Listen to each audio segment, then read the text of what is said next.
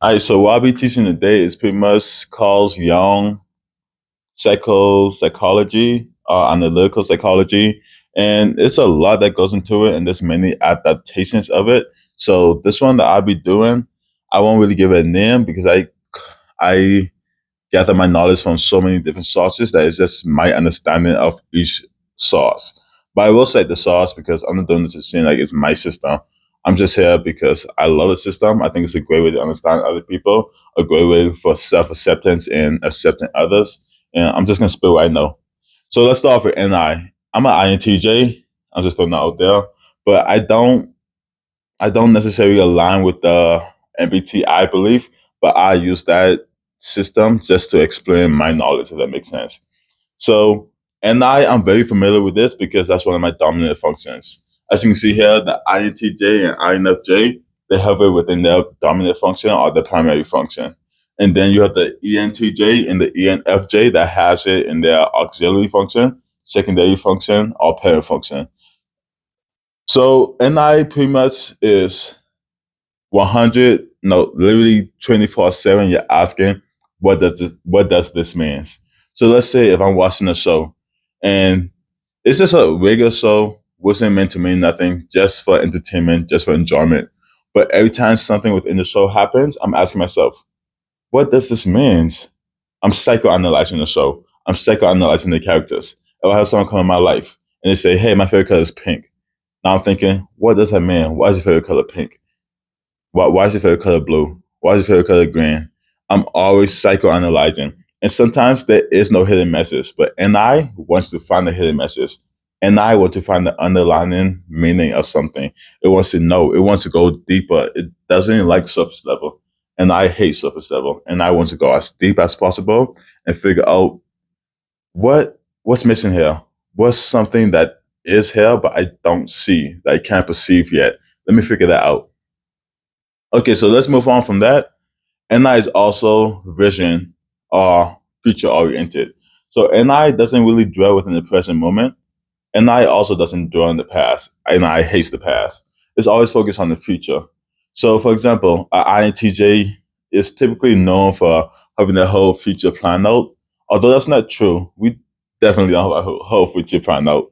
We definitely can be chaotic in knowing what we want to do sometimes, but it is accurate in the sense that we are future focused. We're trying to figure out, okay, if I'm doing this, what's the future benefit? Like, for example, I'm going to college and I'm trying to figure out, like, what degree should I get? I can get this degree because I'm interested in the subject, but that's not enough for me. How will I apply this degree in the future? What will I do with this degree? If someone tell me, hey, watch this movie, I will not watch the movie unless they can explain to me how this movie will benefit me in the future. It's like I'm focused on the future. And that also has something to do with my second function, but we're not there yet. But just to emphasize the first function, it's future oriented. I'm trying to find patterns for the future. Okay, these habits that I'm doing right now, what does this mean for my future? Okay, these skills that I'm learning right now, what does this mean for my future? Okay, this person I'm dating right now, what does she mean for my future? Everything comes back to the future. I is my why. Before I do anything, I need a why. Why am I doing this? How does this benefit my future? What does this mean for me? Another thing that is associated with NI is laser focus. So how do I explain it? NI people with NI are often self-diagnosed themselves with ADHD because they are often scatterbrained unless they actually sit down and choose to go into a hyper-focused state. So within this hyper-focused state, time is diluted, everything is diluted, nothing else matters. I give example. So I like to code, I like to program. When I program, I go inside my room, I close the curtains, I turn off all the lights, and everything is dark. The only thing in front of me is my computer. It's because I'm going into hyper focus mode. I don't want anything to distract me. For example, some of the audience here, I've never done it, but I've heard people spoke about it, may have done Adderall. I've been told that Adderall puts you in this super focused state. But the only downside is if you get distracted by anything else, you'll be super focused on that distraction. So that's why I cut off all the lights. That's why I turn off everything. That's why it's so dark. The only thing I actually perceive is the monitor in front of me, my coding stuff. So I'm going hyper focus into that.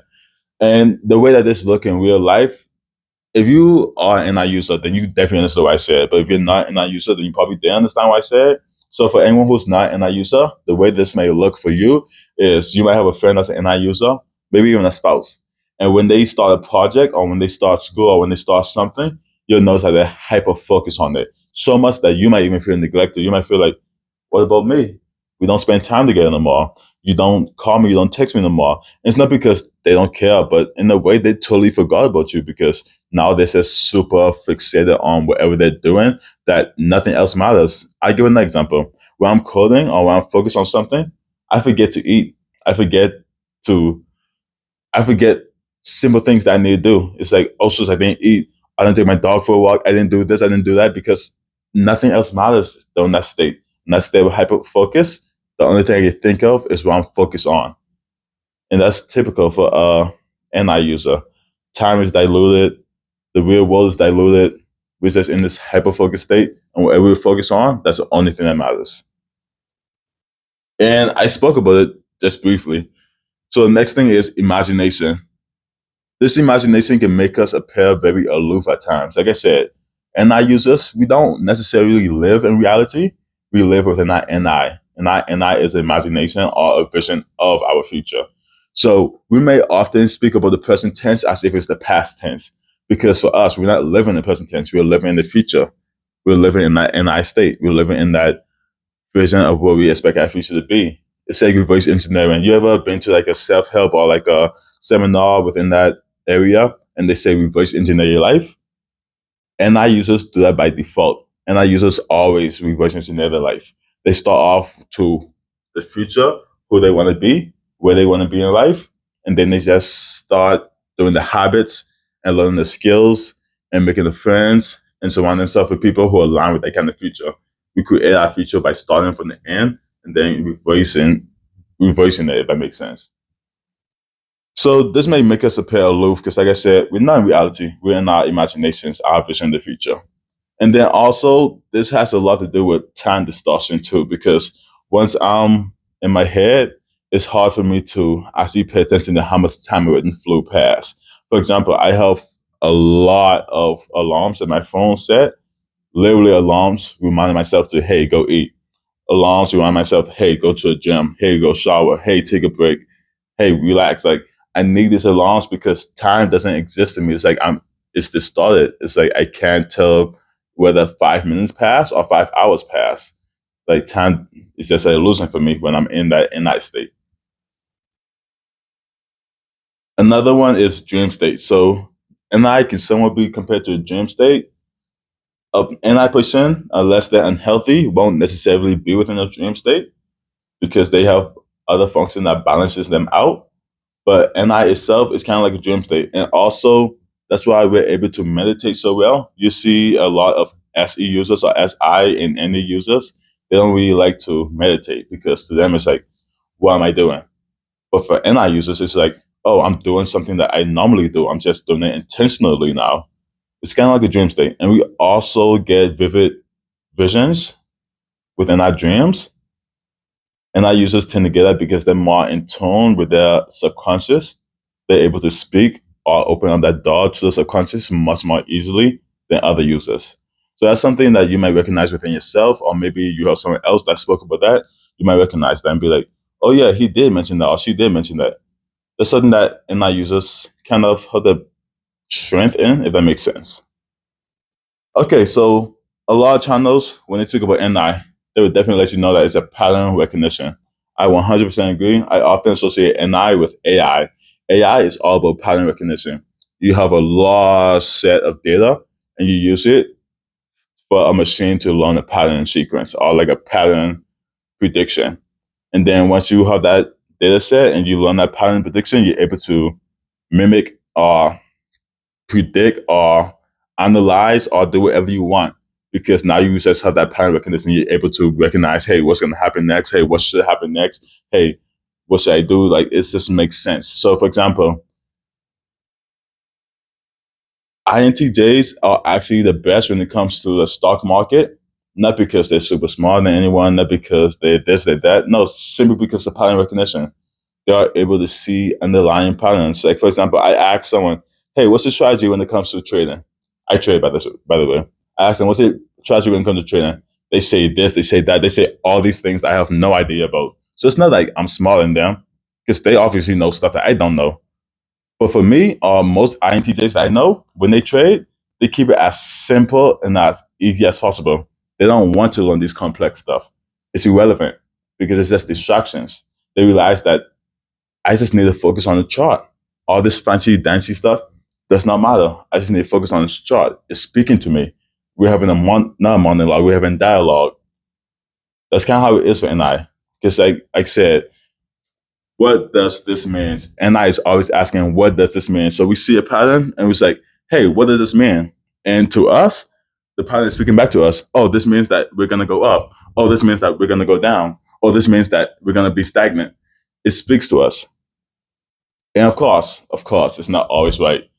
But once we continue to build up that intuition for it, it is pretty correct. Like it's a high likelihood that it's going to be true. And that's for anything. It's not just trading. I just used a personal example, but it's also for coding. The more I code, the easier it becomes because you realize, hey, all coding languages are the same. It's just different. Some may have different syntax. Some may have different diction, but like all of them are really the same thing. I just have to find the replacement word for it or the replacement symbol, but all coding languages are the same. So anything you do, anything you want to major in, or anything you want to become skilled in, all you have to do is keep on doing it, keep on doing it, keep on doing it, and subconsciously you won't even recognize it, but subconsciously your brain just start recognizing patterns like, oh, this is gonna happen, oh, this is gonna happen, I should do this, I should do this, oh, blah blah blah. And also like watching movies. It's only a few movies that I watch nowadays, simply because movies are so repetitive to me. Like I can watch a movie, I'm like, I already know how this is gonna end. I'm only 5 minutes into it. I could be 15 minutes into it and be like, oh, this is gonna happen next. People are like, you don't know that, be quiet. And then it happens and you're like, what? How did it's because we have NI, like we're super good at pattern recognition. I remember one day I was just chilling in my room. My sister came in and she spoke about a movie. And I never watched the movie before. And I was like, oh yeah, that movie, it's alright. And she's like, stop lying, you never watched it. I was like, I know I never watched it, but I know enough about it. And she's like, okay, describe it. I was like, it's similar to Erased. Then it's just this look on her face like, what? How do you know that? And I didn't know that, honestly. But like subconsciously I did know it. I was like, it's similar to Erased. And she's like, what? She was confused. So much that we even dropped the topic after that point. After that point, we was just like, okay, let's move on. But she's also an INTP, so see, some would get it, some would don't get it. um, yeah, and due to pattern recognition, you'll see INTJs tend to be, or INFJs tend to be very interested in psychology, but not any psychology, like not clinical. That's more like ISFJs or ISTJs or anyone else, but IN INTJs, INFJs, we're very interested in analytical psychology. We literally psychoanalyze everyone. Everyone we come in contact with, we psychoanalyze them. It's intrinsic for us. It's eccentric. Is that what? Yeah. It's intuitive for us. Like we have to. Like we don't do it because we want to. It's not intentional. We just do it. It's normal. It's like it's ingrained with us. We can't help it. I cannot stop myself from psychoanalyzing you. I cannot stop myself from psychoanalyzing this event. I cannot stop myself from psychoanalyzing this movie. It's just how we function. Um, we're also very interested in metaphysical things that you can't really see, the abstract world, things that aren't really there but are. We love it. You might see a lot of INTJs that's super interested in physics or metaphysics. Amazing. And this just brings it back to subconscious. So like everything that I'm explaining is not happening intentionally. We're not going around and we're not intentionally doing this. It's literally all subconsciously happening. And sometimes we will have little sparks, a little assumption, a little hunch, and we don't know why we have it. We don't know why we know the answers to the questions that we have. We don't know why we know the answers to the questions that everyone else has. We just know that we have it. How did I come into that answer? I don't know. It happens subconsciously, not consciously. I was not consciously aware of why I think this. It just happened. I just think this. And I'm very, very certain of this. You want me to explain it to you, but I can't explain it. I can't give you the step-by-step process how I got here because I don't know it myself. It all happened subconsciously. And oftentimes other types tend to be like very annoyed with us because we can't explain ourselves and we can't really articulate this is what I believe, this is why I believe this is why I'm sticking to this, then it's like it's just full of BS. I'm like, no, I'm not full of BS. I believe this. I don't know why I believe this, but I believe this. I trust myself. And the more that you do that, and the more that you trust yourself, then you start to realize, yeah, I should definitely not listen to anyone else. I should definitely trust myself. But there is a hazard with that. So a lot of times we are wrong. We're human. We're prone to mistakes. We're not perfect AI. We're human. So sometimes we get a lost data set, but that data set still have a lot of missing information. So we might think that we're right, but that's because we're only basing it on this data set and not all the other information that we didn't even know that we need to make a proper assumption. So definitely can be wrong, 100%. Not saying we're perfect, but we tend to be very scarily correct about things a lot of times. And lastly, but not least, perspective. NI is often associated with perspectives. The reason why is because we can see a situation and understand 100% both sides of it. Both sides of it. Let's say Trump just passed a new law. I can understand the side of the people who hate it. I can understand people that don't hate it, who love it. And y'all probably listening like, oh yeah, you're open minded, cool, whatever, we can all do it. But it's deeper than that. It's like we're not trying to be open minded. Anyone, if they try to be open minded and practice it a lot, they can do it. We've been this way since a kid. We've been this way since a child. This is literally our dominant function. This is how the system works. We aren't trying to do this. It's a natural ingrained habit within us. We don't try. From a kid, you might have someone who's an INTJ, and they probably hear their siblings arguing. And as a child, you're very strong to your own beliefs, especially if you're around INFPs, ISFPs. I have a brother and a sister who's an INFP, as an ISFP. They can be very strong to their own beliefs, their own values, their own morals. And then you can propose an idea, be like, okay, I understand why you feel that way. I definitely do because I have NI. But at the same time, you can also view it from this point of view. And they're like, what? No, that doesn't make sense. It does not align with my belief. It does not align with my moral. It does not align with my identity, with who I am. They are very strict with who they are and their identity and what aligns with it and what doesn't align with it. We don't care about our identity as much as they do. We just care about this is the truth. This is the truth. These are different versions of the truth. These two put together is the whole truth. It's not and or if. I mean, it's not if or. It's and. These are both the truth. This is just this side of the truth, and this is this side of the truth. That's why you might see a lot of INTJs that don't really believe in a specific religion, because we can look at all religions and see, like, hey, I can understand why this is believed. I can understand why this is believed. I can see them both to be correct. I don't feel like one has to be correct and one has to be wrong.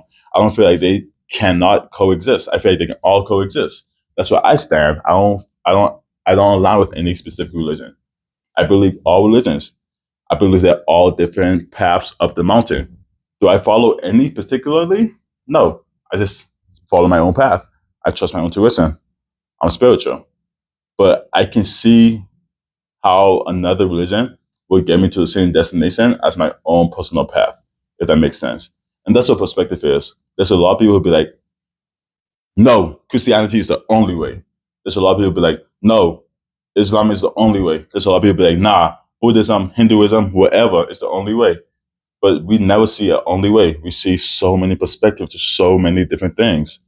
So many perspectives. And that's all for I'm deciding that I'm gonna do a part one, part two, part three, part four for all the perceiving functions. And keep in mind, these are the perceiving functions. This is the way that you perceive the world. This isn't how you make decisions or how you judge the world. It's how you perceive it. It's how you interpret data. It's how you analyze the world around you. NI is my way of analyzing the world. NI is also INFJ's way of analyzing the world. Also ENTJ and ENFJ. However, for the dominant functions, it's only INTJ and INFJs. All right, so moving on to the next.